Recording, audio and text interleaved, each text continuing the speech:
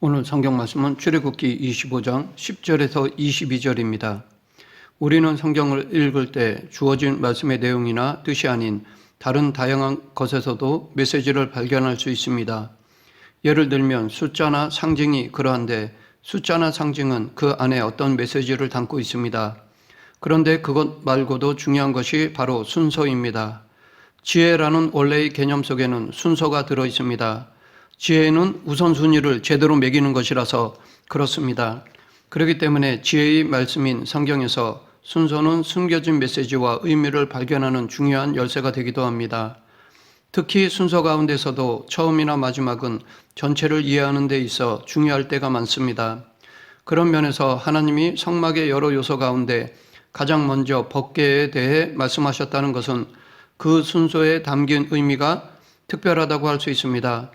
보통 집을 지을 때는 먼저 집의 뼈대를 세우고 외형을 지은 다음 그 안에 가구를 들여놓는 것이 일반적인 순서입니다. 그런데 성막은 그 순서가 반대입니다. 오늘 본문 8절부터 10절 상반절, 내가 그들 중에 거할 성소를 그들이 나를 위하여 짓되 무릇 내가 내게 보이는 모양대로 장막을 짓고 기구들도 그 모양을 따라 지을지니라. 그들은 조각목으로 궤를 짜되, 여기서 하나님은 가장 깊은 곳에 들어갈 기구인 법궤를 만드는 방법을 제일 먼저 말씀하셨습니다. 이것은 일반적인 순서가 아닙니다. 일반적인 집을 이런 식으로 짓는 사람이 있다면 정말 어리석은 사람일 것입니다. 집도 짓기 전에 가구부터 가져다 놓는 사람은 없습니다. 그런데 하나님이 이렇게 말씀하셨기에 우리는 이 말씀 안에는 중요한 깊은 뜻, 즉 파격적일 만큼 중요한 의미와 메시지가 담겨 있다는 것을 생각할 수 있습니다. 그러면 가장 먼저 법궤를 만들라고 하신 이 말씀 속에는 어떤 메시지가 들어 있을까요? 성막이 중요한 것은 그것의 모양보다는 그것이 주는 메시지입니다. 그래서 우리는 성막의 모양을 살펴보기보다는 그 안에 담긴 메시지를 살펴봐야 합니다. 그것은 곧 예배에 대한 메시지입니다. 성막을 통하여 우리는 우리가 드리는 예배가 주님이 원하시는 예배인지를 점검해야 합니다. 우리가 첫 번째로 붙잡아야 할 메시지는 가장 먼저 법궤를 만들라고 하신 순서입니다. 이 순서 속에서 우리는 예배에서 중요한 것은 형식이나 겉모습이 아니라 그 안의 내용이라는 것을 알아야 합니다. 즉 성막을 세우는 데 있어서 눈에 보이는 외형이 아니라 그 안에 들어갈 집기부터 만들라고 하신 것은 예배에서 형식보다는 내용이 먼저라는 중요하고 기본적인 교훈을 알려주는 것이라 할 수 있습니다. 교회 역사의 모든 싸움은 예배에 대한 싸움이라 해도 과언이 아닐 정도로 예배에 대해 많은 다툼과 논쟁이 있어 왔습니다. 그런데 그것은 형식과 내용 사이의 싸움이었습니다. 수많은 구약의 선지자들과 근세의 종교 개혁자들은 공통적으로 예배는 형식이 아니라 내용이라고 주장하였습니다. 예수님께서도 사마리아 여인에게 참된 예배에 대해 하나님은 영이시니 예배하는 자가 영과 진리로 예배할지니라 라고 말씀하셨습니다. 하지만 그렇게 외치고 노력했어도 여전히 형식은 사라지지 않고 있을 뿐 아니라 오히려 더 강조될 때가 많습니다. 예수님도 분명히 영과 진리로 예배하라고 말씀하셨지만 로마의 국교가 된 기독교의 예배는 시대가 지날수록 형식으로 가득한 예전적 예배가 되고 말았습니다. 왜 그렇게 되었을까요? 내용은 눈에 보이지 않는 영이고 마음의 중심인 반면에 형식은 우리 눈에 보이기 때문입니다. 또한 내용은 성령님 없이는 아무나 그 깊은 곳으로 들어갈 수 없는 반면에 형식은 인간이 그 모든 것을 주도할 수 있기 때문입니다. 그러하기에 이 예배의 형식이 예배의 가장 큰 적이자 가장 심각한 병폐가 되고 말았습니다. 예배는 우리에게 중요한 영적 생명줄이고 삶의 최고의 가치이기 때문에 이것을 방해하는 사탄의 가장 집요한 공격은 바로 예배를 형식화하는 것을 통해 일어났던 것입니다. 사실 예배를 형식으로 드리면 쉽습니다. 정해진 대로만 하면 되고 마음은 어떻든 겉으로만 하면 되니까 얼마든지 어렵지 않게 예배 드릴 수 있습니다. 하지만 내용으로 가면 이야기는 달라집니다. 예배가 어려워지고 갈등이 일어납니다. 왜냐하면 마음이 중요하기 때문입니다.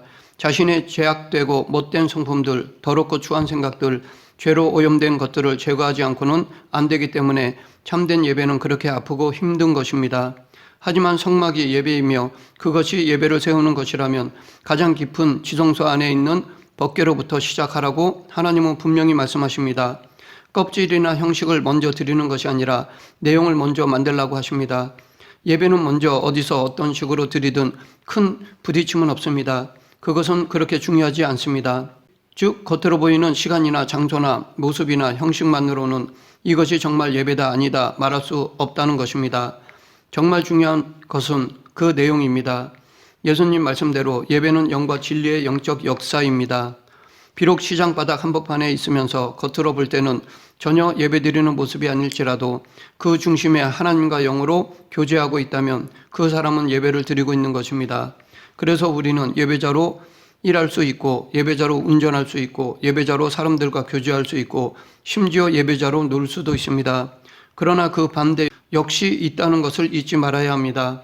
예배당이라고 부르는 곳에 와서 예배라는 형식에 참여하고 있다 하더라도 자신의 마음과 중심이 영과 진리로 하나님을 만나는 것이 아니라면 그것은 결코 예배를 드리는 것이 아니라는 것입니다. 계속해서 우리가 두 번째로 붙잡아야 할 메시지는 언약의 돌판을 붙잡으라는 것입니다. 가장 먼저 법궤를 말씀하신 것은 예배 혹은 예배자에게 있어 지성소와 그 안에 있는 법궤가 예배의 출발이고 기본이며 지성소와 법궤가 예배의 가장 중요한 결론이고 목표라는 것입니다. 즉 예배의 근본과 예배의 목적이 다 지성소와 법궤에 있다는 것입니다. 그렇다면 그 지성소 안에 있는 법궤는 무엇을 의미합니까? 지성소는 그 자체로는 의미 있다기보다는 그 안에 하나님의 법궤가 있기 때문에 그것을 지성소라고 부르는 것입니다. 그러면 법궤는 무엇이며 그것이 가지는 의미는 무엇입니까? 우선 법궤 자체는 상자입니다. 궤라는 말 자체가 무엇을 넣는 상자라는 의미입니다. 오늘 본문 11절 그들은 조각목으로 궤를 짜되 길이는 2규빗 반, 너비는 1규빗 반, 높이는 1규빗 반이 되게 하고 너는 순금으로 그것을 싸되 그 안팎을 싸고 위쪽 가장자리로 돌아가며 금태를 두르고 증거궤는 가로 세로 높이가 각각 2.5, 1.5, 1.5 규빗 정도로 그렇게 크지 않은 상자입니다. 비록 순금으로 안팎을 바르고 나름대로 화려한 장식을 했다 하더라도 그것은 어디까지나 그 안에 무엇을 넣어두거나 그것을 들고 운반할 수 있도록 만든 상자일 뿐입니다. 그렇기 때문에 법궤의 중요성은 그 자체보다는 그 안에 들어있는 내용물에 달려 있습니다.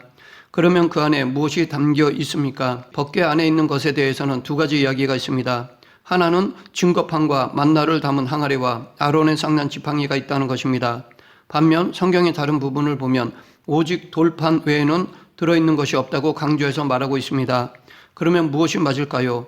정확하게 본다면 언약궤 안에는 십계명을 새긴 두 돌판 외에는 아무것도 없었습니다. 16절 내가 내게 줄 증거판을 궤 속에 둘지며 민수기 17장 4절 그 지팡이를 회막 안에서 내가 너희와 만나는 곳인 증거궤 앞에 두라. 아론의 쌍난 지팡이는 회막 안에 있는 증거궤 앞에 놓아두라고 하셨습니다. 그러하기에 지팡이와 만나를 넣은 항아리는 지성소 안에 있는 법궤 앞에 있었다고 봐야 할 것입니다. 그런데 세월이 오래 지난 후 신약시대의 히브리서 기자는 모두 다 그 안에 있었다고 표현한 것입니다. 결국 증거궤가 중요한 것은 그것이 바로 증거판을 넣어두는 곳이었기 때문입니다.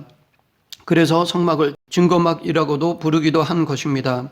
결국 법궤가 그 안에 증거판을 넣어두는 곳이기 때문에 중요하다면 이곳은 곧 예배의 기본과 출발 그리고 예배의 목적과 결론은 모두 증거판이라고 볼 수 있습니다. 그렇다면 이 증거판이란 무엇입니까? 성경의 여러 곳을 볼 때 그것은 하나님이 직접 십계명을 새겨 넣으신 두 돌판입니다.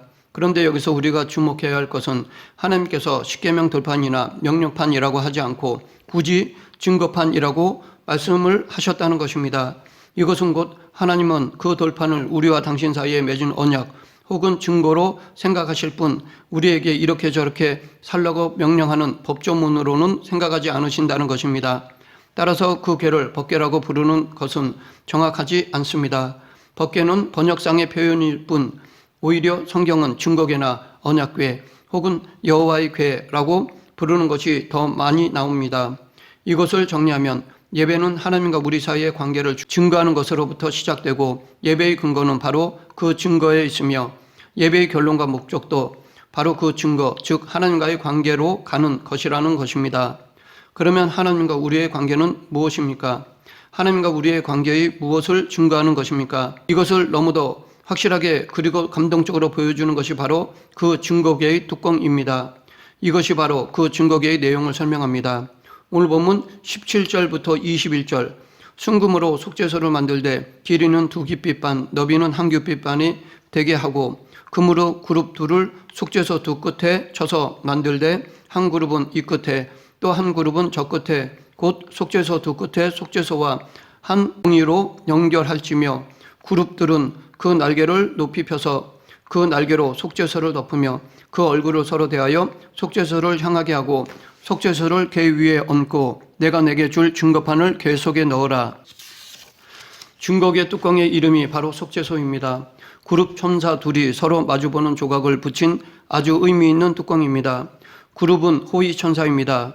이 그룹 천사는 창세기 3장에서 인간이 타락한 후 에덴에서 쫓겨났을 때 그들이 다시 와서 생명나무에 손을 대지 못하도록 그것을 지키게 한 장면에서 처음으로 등장합니다. 이 그룹들은 범죄한 인간이 하나님에게 접근하거나 함부로 나아갈 수 없게 하는 무서운 존재이며 심판의 상징입니다. 그러하기에 이 그룹들을 조각한 그 증거궤의 뚜껑을 속죄소 또는 시은좌라고 부르는 것은 아이러니입니다. 그런데 이 속죄소는 더 중요한 의미를 담고 있습니다. 즉, 죄 때문에 쫓겨나 더 이상 하나님을 만날 수 없게 된 그 자리에서 하나님은 다시 우리가 당신을 만날 수 있도록 하겠다는 것입니다. 다시 말해 죄를 용서해 주시는 자리를 만드신 것입니다. 이것은 곧 하나님의 구원과 사랑의 선포인 것입니다. 이 속죄소로 증거궤를 덮었다는 것은 바로 그 증거, 즉 하나님이 우리와의 관계를 다시 회복시켜 주셨다는 것을 말해주는 것입니다. 하나님의 긍휼과 자비와 사랑을 의미합니다. 노아의 방주가 히브리어로 테바이고 증거궤는 히브리어로 아론입니다. 그런데 고대 에티오피아어로는 증거궤를 타보트라고 불렀습니다. 그러하기에 방주와 증거궤를 같은 단어로 볼 수 있습니다. 더 신기한 것은 방주를 만들 때 역청을 발라서 물이 새지 못하게 했는데 역청은 히브리어로 코페루, 곧 증거궤의 뚜껑인 속죄소라는 말의 히브리어인 카포레트와 같은 어원에서 나온 단어입니다. 이것은 물이 밀고 들어올 수 없도록 철저히 막아주시는 하나님의 구원의 핵심입니다. 이처럼 방주는 범죄한 인간들이 심판받아 홍수로 죽을 수밖에 없는 상황에서 하나님이 당신의 사랑하는 사람들을 구원하기 위해 만드신 것입니다. 모세의 갈대 상자도 모세를 갈대 상자에 담아 나일강에 띄울 때 그 갈대 상자에 역청을 발라서 물이 새지 못하게 했다고 했습니다. 그 갈대 상자도 역시 테바이고 역청은 코페루입니다. 당시 역청을 바르던 모세의 부모의 마음, 아기를 살리고 싶은 마음, 그리고 물이 아기에게 침범하지 못하도록 막아주고 싶은 마음은 방주를 만들 때 역청을 바르게 하신 하나님의 마음과 같은 마음입니다. 이 하나님의 마음을 잘 표현한 최고의 절정의 사건이 바로 예수님의 십자가입니다. 사실 십자가는 심판의 자리이며 모두가 죽는 죽음의 자리입니다. 죄인이 죽는 그 자리에서 예수님이 대신 죽으심으로 죽을 수밖에 없는 사람들을 살리신 것이 바로 십자가의 사랑이며 그것이 바로 카포레트입니다. 심판이 우리를 죽이지 못하도록 막아주시는 것이 바로 속죄소의 의미입니다. 이것이 하나님의 구원의 사랑입니다. 죄를 그냥 두면 안 되기에 심판하시지만 그렇다고 당신의 자녀들을 죄 가운데 그냥 죽게 두실 수 없어 구원의 길을 열기 위해 방주를 만드시는 사랑이 바로 증거궤에 그대로 녹아 있습니다. 무엇보다도 죄가 들어와서 그 영혼을 죽이지 못하도록 막아서고 그 죄를 덮어주는 것이 바로 속죄소를 두신 하나님의 은혜인 것입니다. 그리고 그 사랑이 구체적으로 예수 그리스도의 십자가에서 나타났습니다. 이러한 구원의 사랑과 용서와 긍휼이 바로 예배의 기본이며 예배의 근거입니다.